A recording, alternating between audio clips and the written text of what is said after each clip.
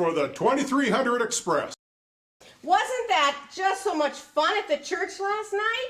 That jazz group was awesome. Oh my goodness, and the food?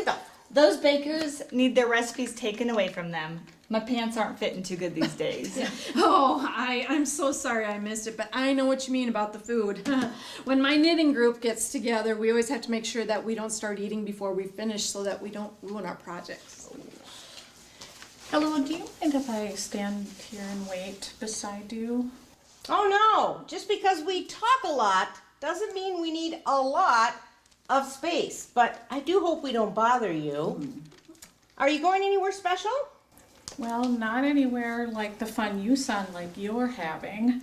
I guess my life is kind of boring. Oh. Are you guys neighbors or something? Oh, no, we all ride the 2300 Express, but we really don't live that close to each other. We just all met at the church, and it seems like we spend a lot of time together.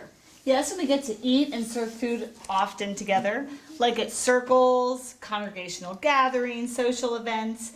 And then there's all the food that the youth do, like the Mother's Day tea. They make pies, cakes, barbecue. But really, church is more than just about food. We do lots of fun things together, and we should share some. Remember last year on Wednesday nights when we'd get together and we'd talk about the hit show The Big Bang Theory? Oh, yes, right. And then we worked together on making quilts for prayer quilts for new moms and for sick people through prayers and squares. Oh, and don't forget the Saturday mornings that we do the freezer meals for those who are sick. I thought we could drop the food. Gosh, I'm sure you guys have a really good time. I guess I just never thought of church as being fun. Whenever I went to church, it seemed like I was always being scolded for things I did wrong, or they were always asking for money for things. Oh no, this is fun. But I don't think anyone ever mentioned our Presbytery Readers book. We get together once a month and discuss a book that we've all read.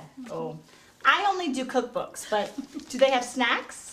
Really, there is more to church than food.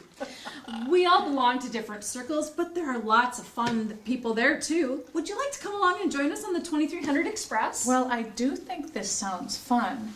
You seem to have so many things going on. I suppose this is just like any other church, though it must take a lot of money to do those things and make them happen. And I know just the minute I get there, someone's going to be asking me for money.